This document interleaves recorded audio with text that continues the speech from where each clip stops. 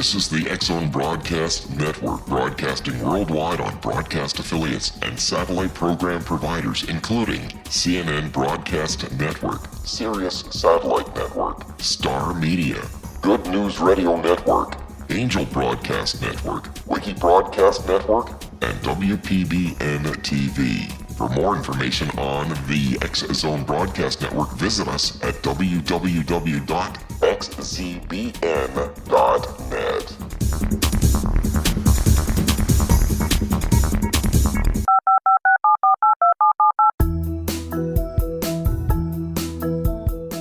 Did you know that when you're on the road with limited data or Wi-Fi, you can still listen to the X-Zone Radio Show with Rob McConnell, The Science of Magic with Gwilda Wiyaka, X-1, Dimension X, Space Patrol, and every minute of the X-Zone Broadcast Network by calling 213-401-0080, courtesy of Audio Now. No smartphone, app, or internet needed. It saves your data plan and it's free if you have unlimited minutes. Call 213-401-0080 to listen on any phone, anytime, anywhere. Remember 213-401-0080 for the best of the paranormal, parapsychology, and sci-fi radio programming anywhere, 24/7, 365.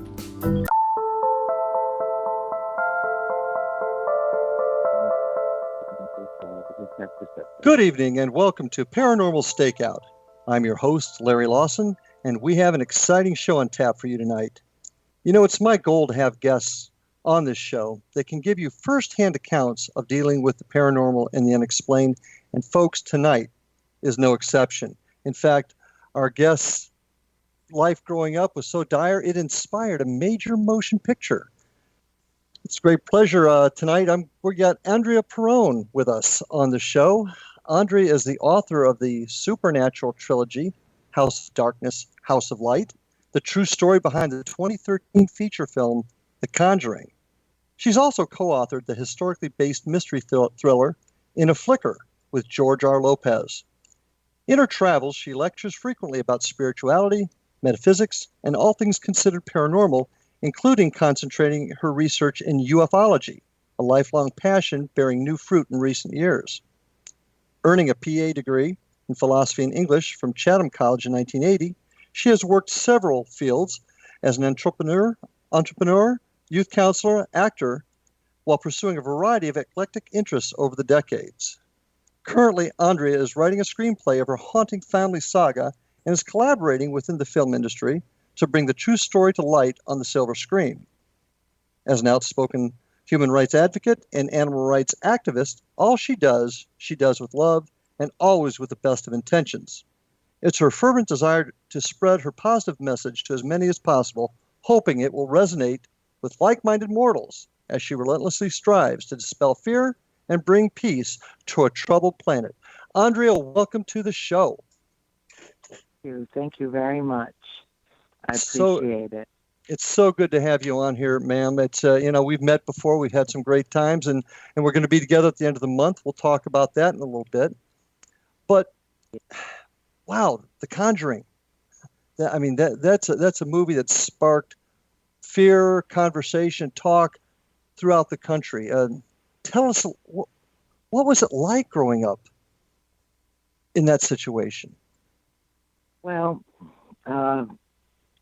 a great deal of The Conjuring has been fictionalized, and it really bears no reasonable resemblance to the way that we grew up or how we lived. We had many very, very happy moments. The Conjuring it's impossible to compress 10 years into 2 hours, and it made it look as if we were there for a relatively short amount of time, that the Warrens came in, solved all of our problems, and we all lived happily ever after. And really, nothing could be further from the truth. The Warrens only came to the house 5 or perhaps 6 times over the course of about an 18-month period. And then we didn't see them again. So we lived there another 7 years before we moved, and many things happened in the house and with our family and in the dynamic of our family and how it shifted and how we became a paranormal family to the extent where, you could run past an apparition and just notice it and keep going. It almost became a matter-of-fact way of life once the issues were resolved and my mother battled her way back into our family and into a state of mind that was healthy for her, because something was definitely after her, and if it couldn't get her to leave the house, it tried to attack her from within. And it was, there was no exorcism in our house. The film makes it look like Ed Warren would never have conducted an exorcism, Larry. I think I remember talking with you about this last year down in at the event. He was, at the time, the only layman in the world who had been trained in the ritual of exorcism through the Roman Catholic Church. And he had such a deep and abiding devotion for the church. He would never have overstepped his bounds. In fact, when Lorraine and I watched the movie together 3 months prior to its release, she said that. She said, Ed would never have done that. I didn't know they were putting that in the movie. She said, Ed would never have done that to try to conduct an exorcism on his own. And she was crying, and I was handing her tissues, and it was, very emotional for her. And that's a very emotional scene, but nothing like that occurred in our home. And this was Hollywood doing what they feel that they need to do, which I think is unfair. They don't give people enough credit for intelligence. If they had actually shown what did occur that night during a seance, I think that it would have run people out of the theater. It would have terrified them. It was actually in some ways worse. And I guess that's why you're getting ready to tell that story again, and we're going to get into that in just a little bit. I know you discussed quite a bit of this with me when you were down at Fellsmere, Florida, for our first annual Para-Unity conference there, and we're going to be back doing that again the end of January. You'll be coming back down to visit us again. We're going to have a great time. Andrea, we're going to have to take our first break here, and then we're going to finish this conversation. I'd like everybody to take a look at her website, www.houseofdarkness.houseoflight.com, and we'll be back in just a few seconds after these important messages.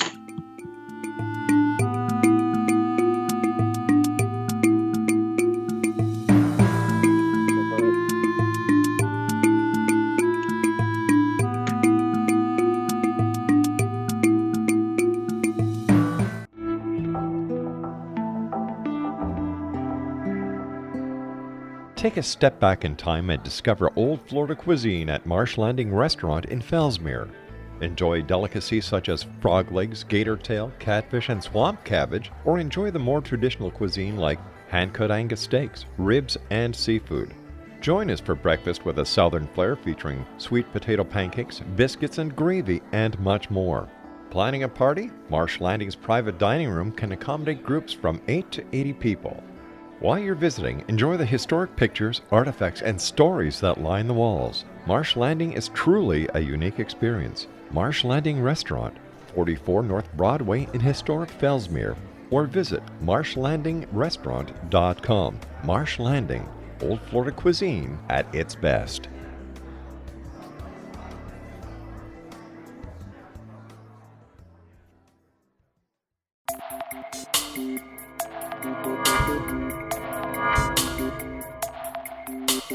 Are you interested in the paranormal, ghosts, UFOs, or psychic phenomenon? Join me, Tim Bartley, co-host of Talking to Spirits with Lightworkers Tim and Justina, coming mid-January 2017 to the XZBN. We will channel spirits live and talk to them, revealing all kinds of amazing information. Spiritual attachments will be found and removed on the show, and so much more. To find out when you can listen to Talking to Spirits with Lightworkers Tim and Justina, visit www.xzbn.net for listeners on both sides of the veil.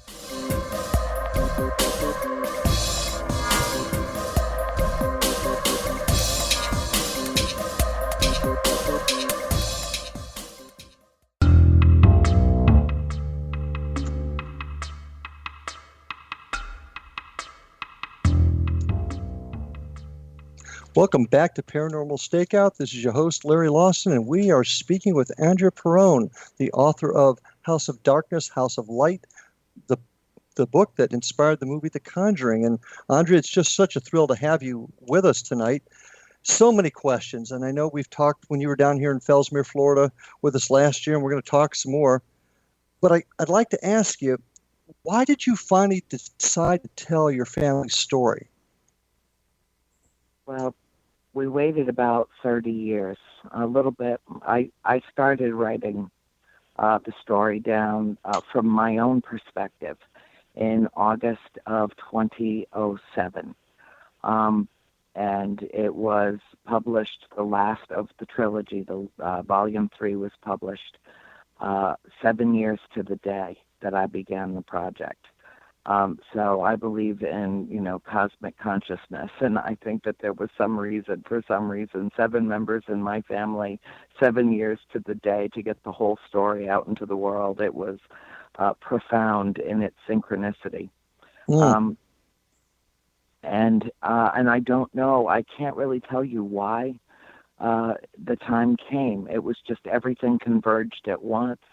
I started on my vacation from my job. I had a great job that I loved, and I worked in the theater company of Rhode Island, had been a cast member for 20 years. So I had a very staid, wonderful and comfortable life up in Rhode Island. And I turned in my notice at work and gave up everything, lived off my 403B for a while, and put everything on the line to tell our family story. And I can't tell you why I did it, other than a bell went off in my head and it said it's time. And a real leap of faith. I loved, yeah, it was. Everything I loved, I walked away from, packed up everything I owned in a U-Haul with my big dog and my big cat, and moved in with my mother and my sister in a farmhouse in Georgia. And this is where I wrote the books, right where I'm sitting at this moment. It's home to me, and it feels wonderful. And now I'm here working with my mother and 3 of my sisters on making sure we've got the chronology correct, because I've got a 3-movie deal for the trilogy, and trying to compile the screenplay and give my producer something that we can work with to get this thing done. Oh, it's a massive amount of work. That's probably why I'm so tired. But I'm good. I'm doing, it's my job. It's my job in the universe to get this story out into the world that profoundly touches people's lives. Well, we're going to look forward to seeing that. Now, you mentioned before that the first movie just didn't, there's just not a lot of truth to it in some areas. Well, when did you scratch the surface, really, Larry? It was like 2% of what actually happened to us, for one thing, and then what was accurate was distorted.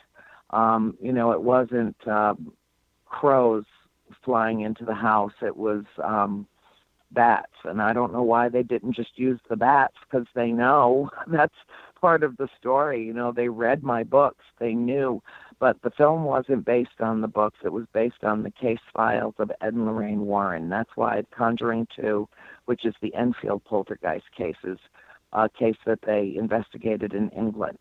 And there will be a 3rd and a 4th, as far as I know. So this is a franchise, but it's about the Warrens. And the reason they chose to tell our story first was because Ed Warren, before he passed away, is on record as saying it was the most intense, disturbing, compelling, and significant of all of the cases that they ever conducted during the course of their 40-year career as paranormal investigators. Wow. Well, is it possible, can you share with us a snippet of probably the most intense or significant true life event that occurred? Paranormal Witness did a show with us. They interviewed 5 of the 7 of us, and they got closer to accurate. But still, even with that, it's a 1,500-page 3-volume set, and even that doesn't cover everything. I just couldn't write forever, Sure, sure. At some point I had to rein it in and say, put in there, and this happened over and over again over the course of 10 years, because otherwise, it would be a lot of, the way that spirit manifests is very specific. I have learned over the course of my lifetime. And it's based on how much energy an entity is able to muster from what environment. And so... What was the entity in your house? What was it? There were at least a dozen spirits in the house that routinely manifested in various forms. So sometimes we couldn't tell who it was, and sometimes we could clearly tell who it was. Mm-hmm. It just depended on, I guess it depends on, a number of factors. I wish I had all the answers. I really do. I mean, that would be great if I had all the answers, but there are no experts in this field. If my family doesn't that is so know, true. Then nobody knows. Nobody knows, including the Warrens, including Hans Holzer, including. It's weird. This is a field of study that is considered pseudoscience. It's paranormal is not given the weight and dignity that it deserves when we're talking about something as integral to life as life and death. Now, is there an afterlife? If there is, what does it look like? How do we know this exists? Why do some people see it and some people don't? And as over the years, information compiles in terms of evidence collected and anecdotal evidence. Mm-hmm. It makes a good case and a good argument for the existence of spirit and in an alternate dimension that some people can tap into and others shut out or are just incapable of that type of receptivity. And as we've talked now. And as we've talked before, that's one of the foundations of this show is my vision to, at some point, reach a period in time where we can collect this evidence and we can put it together in such a way as to prove the existence. So between what the work that you do and what many other folks in the field do, I feel confident we're going to reach that level of stop becoming a pseudoscience and be considered a legitimate science. That's my goal anyway. I think that that's a wonderful goal to have, and I really admire the work that you do. Knowing you personally, knowing your mother personally, has been a joy in my life. Your mother is lovely, by the way. My father is looking forward to talking to her again. So she's a trip. She said to say hello, by the way. I did. She said to say hello to you tonight, by the way. My mom's quite a trip. Any of you that join us in Fellsmere in the end of January, you'll get a chance to meet Mom, and she is a trip, no doubt about it. Spirit... Go ahead. No, go ahead, honey. I'm sorry. No, the spirits in your house, did you find human, non-human, both? Human. Okay. Definitely human for the most part, other than the night of the seance where my mother was attacked by something that was just pure, unadulterated evil. I don't know. I hesitate to call it a demon. I don't know what a demon is. I've never seen a demon. And I think that word gets thrown around an awful lot, and I don't understand why people have such a proclivity for wanting to label things good and bad. Life is a series of Post-it notes, but they don't always apply, and we don't know what we're talking about. I think the safest assumption for us to make is to begin with the knowledge that we know nothing compared to what there is to know. And that's a really good leaping off place because this is in many ways a matter of faith and going on faith. I have more evidence than anybody, in terms of me personally being convinced of the existence of spirit. It's a given. It's just so much a part of my life that it's perfectly normal. I don't even like to use the word paranormal or supernatural because that I think that they misrepresent something that is actually perfectly normal and has always existed and has been, as you go as far back as literature exists, and you will find stories of ghosts. Sure. It's a part of our humanity, and it's part of the mystery of life. And to me, it is the most incredible comfort to know that it's not just ashes to ashes, dust to dust, that we go on beyond our mortal existence, that we return to the realm that I suspect we came from in the first place. And that the old adage that was a bumper sticker for so long about having, a human experience, a temporary human experience, is true. It's actually true. It's why it became a cliche, because it's true. We come from the realm of spirit. We return to the realm of spirit. Energy just transmutes and it transforms, but it never dissipates. And that we have a soul, and that we are a living spirit, that we are God consciousness in action on this planet at this time. And we are the way God sees the world it created. And to me, it's very faith-based. It's not just quantum physics. It's not quantum mechanics exclusively. My friend George and I wrote In a Flicker together, which is a fascinating book and has a lot to do with the CERN Large Hadron Collider in Tigny, Switzerland. We're both very fascinated by the science of what we study. But we also lecture together about the merging of science and spirituality and how that's where the answers will come. That Nikola Tesla was correct when he said that it's, the merging of these two very specific fields of study that will yield more information in a decade than has been accumulated throughout the course of human history. Well, in just a couple of minutes, we're going to be going to our next break. And when we come back, I'd like to talk to you a little bit more about that, because it's kind of a little bit of a departure from the paranormal genre in such a little bit. I'd like to talk to you more about that. Okay. Folks can get a hold of you at House of Darkness, houseoflight.com, and inaflickernovel.com, correct? Yes, but the fastest, best way for anybody to reach me is on Facebook. I am the Facebook queen. I have 5 pages on Facebook. Not only my book and author page, but my personal page, and anybody can message me there. I'm full up on friends usually, but I've got a couple of openings right now. I cleaned house a little bit, so anybody can reach me there. And on my In a Flicker fan page, on my show, A World Awakening, my radio show that I did with George, that page is up and running.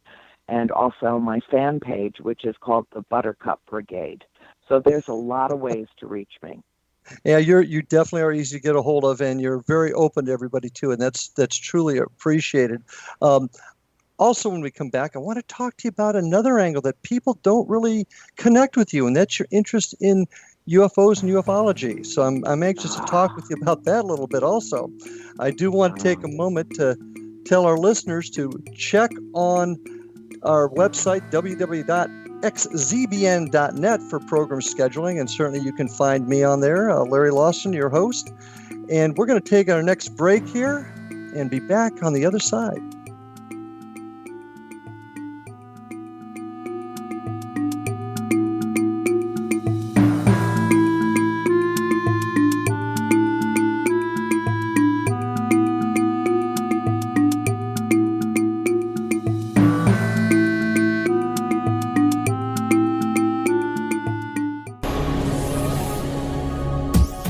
This is the X-Zone Broadcast Network, broadcasting worldwide on broadcast affiliates and satellite program providers, including CNN Broadcast Network, Sirius Satellite Network, Star Media, Good News Radio Network, Angel Broadcast Network, Wiki Broadcast Network, and WPBN TV. For more information on the X-Zone Broadcast Network, visit us at www.xzbn.net.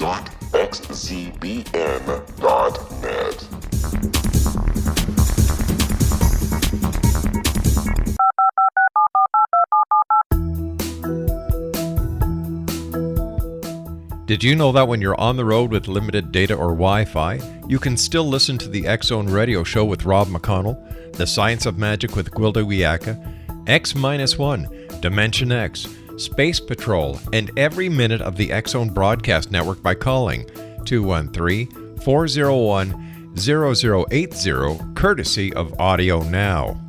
No smartphone, app, or internet needed. It saves your data plan and it's free if you have unlimited minutes. Call 213-401-0080 to listen on any phone, anytime, anywhere. Remember 213-401-0080 for the best of the paranormal, parapsychology, and sci-fi radio programming anywhere, 24/7, 365.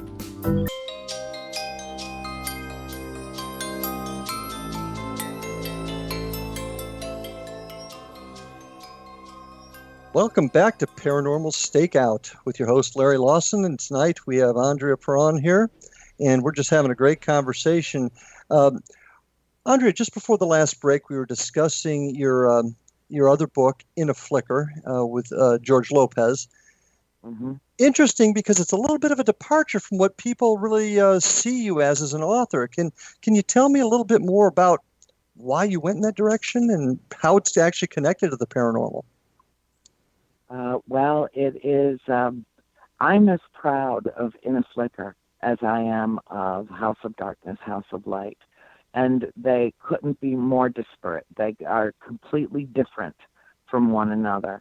There is a little bit of a rather wicked supernatural twist to In a Flicker, but it is not what would be considered a paranormal book. It's a history amalgamated with mystery, amalgamated with fact and fiction that blend to such an extent that it is impossible to distinguish which is which at certain points. Mm-hmm. It's absolutely fascinating read. It has elements, it's gruesome and horrible in many ways. In other ways, it's absolutely breathtakingly beautiful.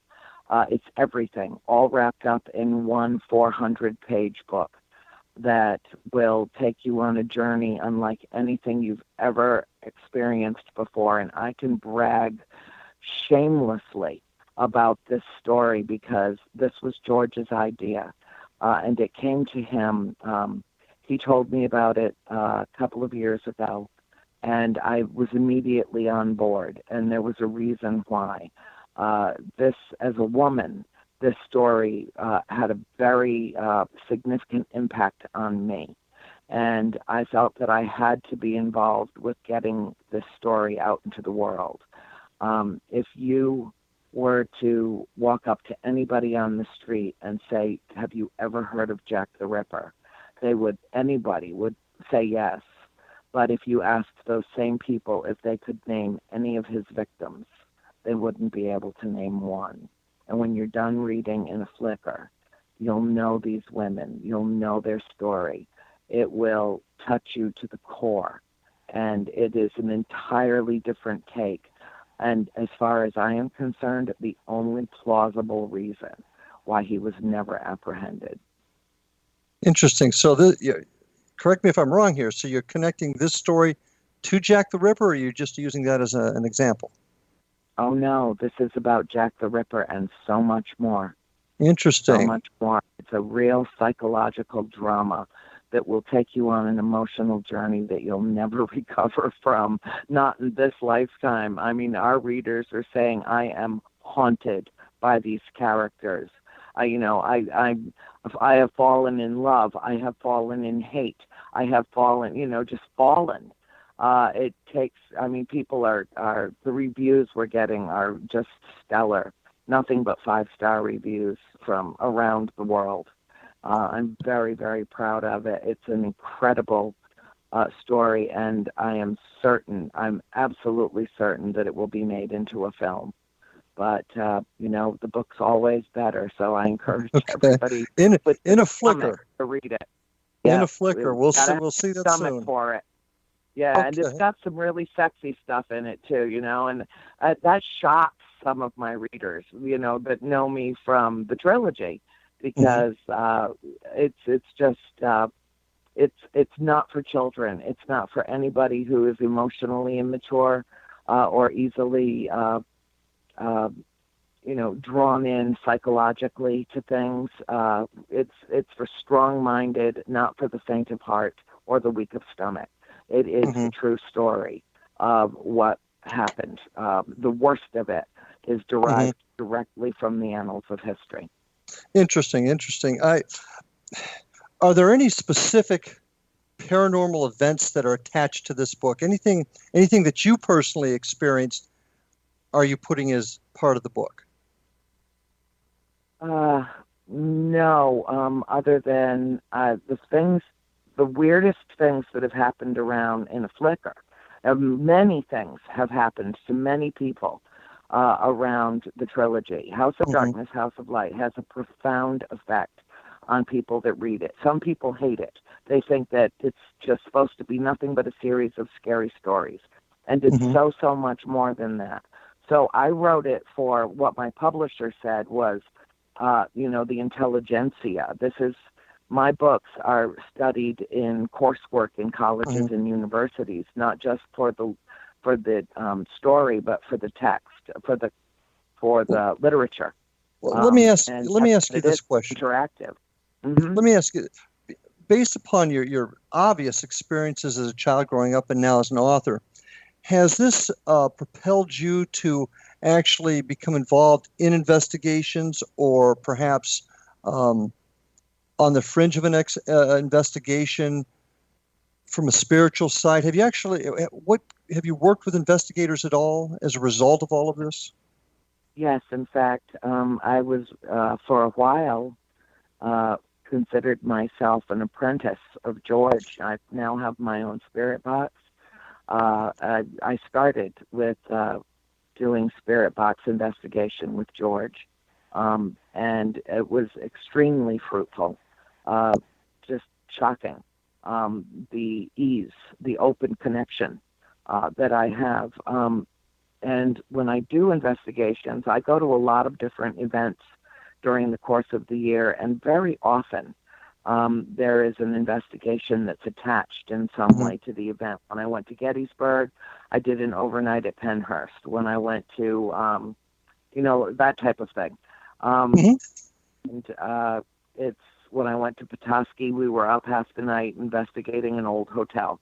It was Michigan is fascinating, by the way. Really. In any of these investigations, have any of the spirits that troubled you as a child reconnected with you? They didn't trouble me. I never really had any trouble with any of them. I felt more at home with them, I think, than anybody in the family, and sometimes felt more like them than human. And I can't explain that. It's just how it was. That's the only place I've ever felt home in my life. Everything else has felt temporary, but the farm is home, and it always will be. Now, my mom said they bought the house because of me. You talked a lot about George Lopez, I assume. How did you get to know George? What's his connection with you? And is he a paranormal investigator? Is he a medium? Can you tell me a little bit more about him? George is, he's absolutely brilliant. When he told me the story that had been planted in his mind 25 years before, and I said, you have to write this down. This has to be a book. He said, I'm not a writer. I said, I am. I'll help you. I devoted 18 months of my life to make sure that In a Flicker went out to the world, because I believe so strongly in the story. It's a transformational, consciousness expanding story in much the same way that the trilogy is. From an entirely different perspective, but he is an investigator. He has his own radio network for 9 years. Just gave it up to pursue a different avenue of investigation and research into collective consciousness, using the mind. He was trained in military intelligence and served our country well in Europe during the Cold War. And he is an extreme. He's just brilliant. He's a genius. Well, And I think he's also a medium, but don't tell anybody I sent that. no, we'll keep it our secret, okay? Yes. Well, this Yes, is a great this is kind of a great intro into the next thing that I found interesting in your bio, and I didn't even know this until I read it, is your interest in UFOs. How does that connect to all of this? What is your interest? What studies have you done on ufology?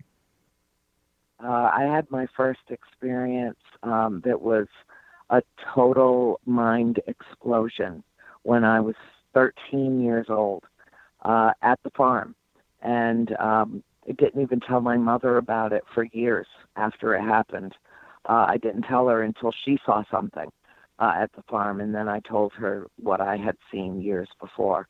But it changed everything. It was my personal paradigm shift that occurred when I was 13, and I'm 58.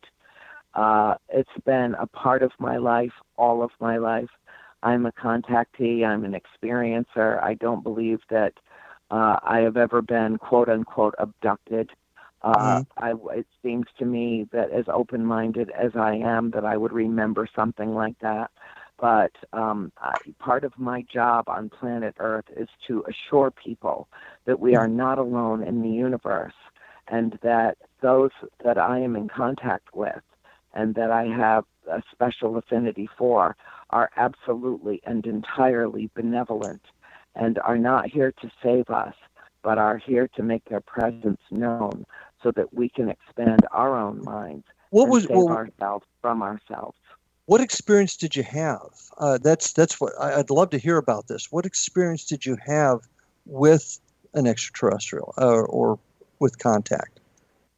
Well, I've had numerous experiences over the course of my life. In the last 10 years, they have increased exponentially to the extent that it is, again, a normal part of my life, not paranormal. Mm-hmm. But the first experience that I had was standing in the front yard at the farm and watching an entire flotilla of ships pass overhead, completely and utterly silent. The largest ship was so large that as a vessel, I don't know if I could compare it to Giant Stadium or to Manhattan, because I was young and I don't know in terms of depth perception how far away it was. But it was enormous, and it blocked out the sun and passed silently overhead, and it took 30 years before I found out that I was one of thousands and thousands of people that saw it pass over from Prince Edward Island to Maryland. And then it crossed the Atlantic, and it made a tour of Western Europe and disappeared over the North Pole when the British Royal Air Force scrambled its jet fighters. But I didn't know that for 30 years, that I was one of thousands. But here's the thing, Larry. That thing passed over millions and millions and millions of people, and thousands of us saw it, and probably thousands more saw it and never said anything. But why didn't everyone see it? Well, and that's what I got to ask you. There's that MUFON, for example, that investigates these types of things. Any contact with them? I mean, this sounds like something that they would absolutely jump on.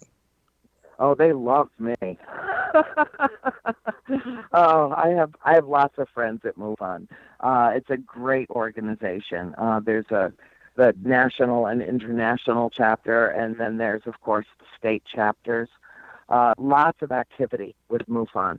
They're doing great work, and they're documenting many, many things, but they don't even really bother to document my stuff. I've just got too much. I lecture at, I'll be out at the Star Work Symposium speaking in November, and we'll be doing several other events throughout the year about my experiences. Well, we're going to have to go to our last break here in just a second. When we come back, I'd like to talk to you about hearing a little bit more about reporting this. So we'll be back in just a minute. We're with Andrea Perron, House of Darkness, houseoflight.com. This is your host, Larry Lawson. Be back after these messages.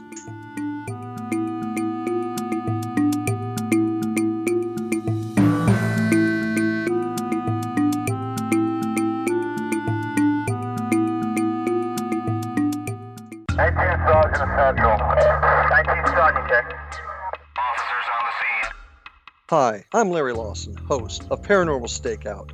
With over 36 years in law enforcement, I have learned a few things. The most important is the proper gathering and preservation of evidence is vital to putting the bad guy behind bars. It's no different in the world of paranormal investigation. Whether it's the search for the afterlife, cryptozoology, UFOs, and extraterrestrials, how we gather the evidence, preserve that evidence, and present it to a jury of our peers will make the ultimate difference in proving the existence of worlds and entities that are beyond our imagination.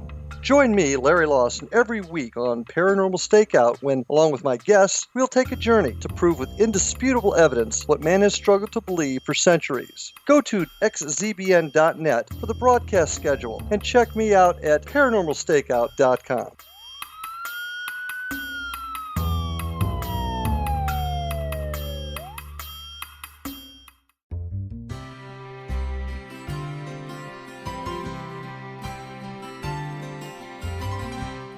True healing must address 4 levels: physical, emotional, mental, and spiritual, for us to live joyful and productive lives.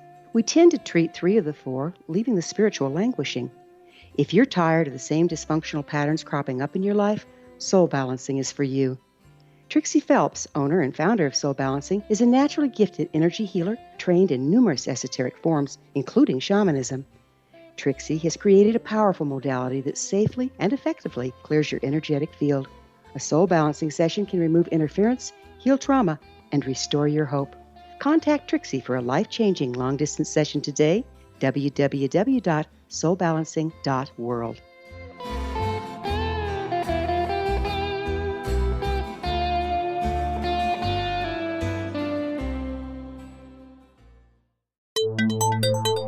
You're listening to the X-Zone Broadcast Network, www.xzbn.net.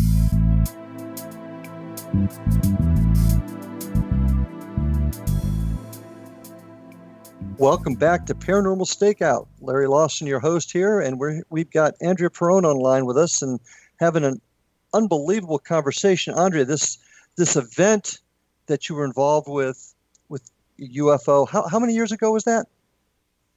I was 13, and I'm 58, so you'll have to do the math. I'm tired, but it was many decades ago. And what prompted that for me was when you asked about doing paranormal investigation. I do it for the people that are coming because I always bring my own spirits with me, and so no matter what, something's going to happen. Although it does skew investigations for me to be there sometimes, because you can't distinguish, one spirit from another or who came with whom. So it's, especially when I'm with people like Chip Coffey and people like that, it's like it muddies the water. Very muddled, it gets very convoluted, yeah. But it's, to me, it's not fruitless, but that's not where my research lies, because I already know that spirit exists. So I'm hunting, quote unquote, for something that I know exists. And in the same way, in terms of my research and my work with extraterrestrial engagement with humanity, I don't consider it research per se. I consider it interaction. And to me, that is a form of research. And I do document what I see and what experiences I have. And that other members of my family have had. But I don't understand the things that I research are, for instance, the Rh negative blood factor, and when that first appeared in the human race, which was approximately 60,000 years ago. Human blood does not mutate. It was introduced into the human bloodline. Interesting. And is incompatible with human blood. I have it. So does every member of my family. Interesting. Well, let me ask you this question, because to me, this sparks a very interesting thought in my mind. Do you see a correlation between the spirit world and the UFO world? Yes. I see correlation and integration, and that does not mean that they're holding hands. What it means is that they are extra-dimensional, that we don't live in a 3-dimensional, 5-sensory world. We live in a multi-sensory, multi-dimensional universe. And I have seen and know for a fact that vessels can come into this dimension and leave this dimension in a matter of split seconds. I've seen it with my own eyes time and time and time again. I trust my own senses. But I also trust the messages that I receive as well. And that's telepathic in nature for the most part. But then again, so was our interaction with the spirits. When they spoke to us, it was very clear what was being said, but it was not being spoken aloud in the room. It was being spoken mind to mind. This is interdimensional, multidimensional living. And we had to learn to live like that. And that's not something that ever leaves you. Once that door is kicked wide open, you might as well just have ripped it off the hinges. It's never going to go back. It's never going to close. And you can pretend that you didn't have those experiences. You can turn your back on it. But eventually, something will reach through that door and tap you on the shoulder and remind you of its presence in your universe, in your world. And I consider it a blessing, not a curse. And my mother, who went through hell in that house with one spirit that just did not want her there, told her over and over again, get out, in every conceivable way that she could. So is it still a blessing because it was proof of the existence of something beyond our mortal life. So let's roll back to what you suffered, what you went through as a child. Then let's roll back. Do you, at age 13, you have your first UFO experience? During that time, you're going through that horrible time in your home. So what you're saying is they're connected, perhaps somehow dimensionally. Perhaps the appearance of the UFOs as well as the events occurring in the house. You think they're connected then?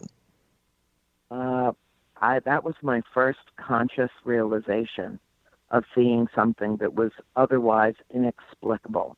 You know, vessels that I knew were not made on this planet. And, you know, I was intellectually precocious as a child. I was very well read. By the age of 13, I'd read a lot of the classics. I was, in many ways, intellectually prepared. I was not emotionally prepared to see what I saw. I didn't tell my mother for a very long time because she was dealing with her own issues. I didn't understand why in a household of 7 people that I happened to be the only one on the front lawn when it occurred. I mean, that was a rarity that we weren't together doing something. And I don't know why the color of the sky changed the way that it did, why the clouds appeared suddenly the way that they did. It passed over me within, I would say, a matter of seconds, really. It was moving very slowly, but it was passed over, I would say, probably within 20 seconds. But that 20 seconds changed my life. It changed everything about my life, my understanding that we are so not alone. It's ridiculous how not alone we are.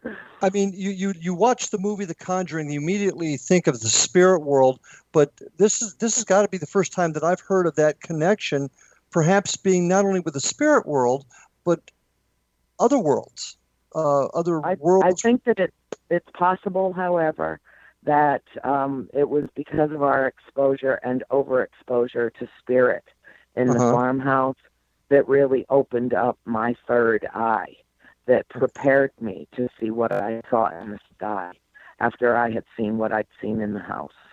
And that was early on. I mean, we moved there when I was 12 years old. So we'd only been in the house about not even a year when this occurred, out of our 10-year stay. So, and then over the years, we saw a number of things happen on that property, and it was very easy to see the sky and what was going on in the sky because there were no lights. I mean, it was as remote gets. And now, did the local press cover this at all? No, we didn't tell anybody. No. Wow. That was, I mean, we were already considered the weird people that lived in the old haunted house up on Round Top. You know, yeah, but it sounds like thousands of people may have seen this. That's the only thing I'm wondering. Yes, many people reported it. But, you know, think back in time, that was 1972.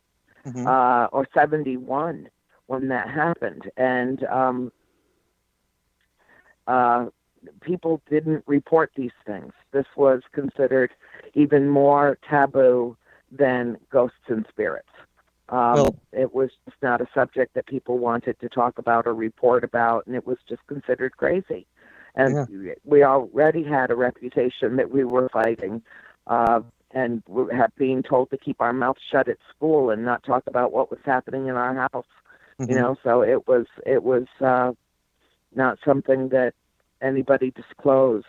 And yes, I found out many years later that many thousands of people reported seeing things, and that there were seeing that flotilla, and that there were a number of different reports up and down the eastern seaboard and all over Europe. But this was stuff that was kept under wraps because they didn't want to have a panic, a public panic. Sure. I've got to tell you, Andrea, this gives me a whole new perspective of you. This is fascinating stuff. I never would have even thought about the connection between the two. But let's move on a little bit. We're getting towards the end of our time, and I'd really like to know what 2017 has in store for you. I mean, brand new year, the world's changing. What does 2017 have in store for Andrea Perron? Well, the world is certainly changing. And a lot of what I'll be doing this year is not only finishing my screenplays and getting the movies made the true story, but also lecturing at Star Works Symposium out in Lawson, Nevada. I will be on the Queen Mary talking about this and many other things in March for Strange Escapes. I'll be in Fellsmere with you in a couple of weeks. In February, I will be at TerrorCon in Providence, Rhode Island. So I get to go home for a couple of days, and that'll be great. And I'm doing an event in Chicago. I'll be at Sault Ste. Marie for the Upper Michigan Paracon in August, and then back to Petoskey in October. I'm doing about maybe 10 events this year. My goodness. That's it. The rest of my time is going to be done with the movies. Well, and you're going to be joining us at the second annual Para-Unity Conference in Fellsmere, Florida, the last weekend of January. We're going to be happy to see you there. Andrea, we're getting close to the end of our time here. I really appreciate you coming on, sharing these stories, these revelations with us. Once again, your website, www.houseofdarkness.com and inaflickernovel.com. I'm sure we'll be seeing a few more .coms come from you shortly with some of the other things you have going, and certainly Facebook, right? That's the easiest way for people to get a hold of you? It really is. I'm so accessible on Facebook. It's ridiculous. And I'd also like to invite our listeners, check out the X-Zone Broadcast Network program schedule at www.xzbn.net. You can find me there at www.paranormalstakeout.com or my team's website at www.paranormalfbi.com. Andrea, it's been a pleasure and an honor having you on tonight. I'm looking forward to seeing you at the end of the month. Thank you, folks, for listening. We'll see you next week on Paranormal Stakeout.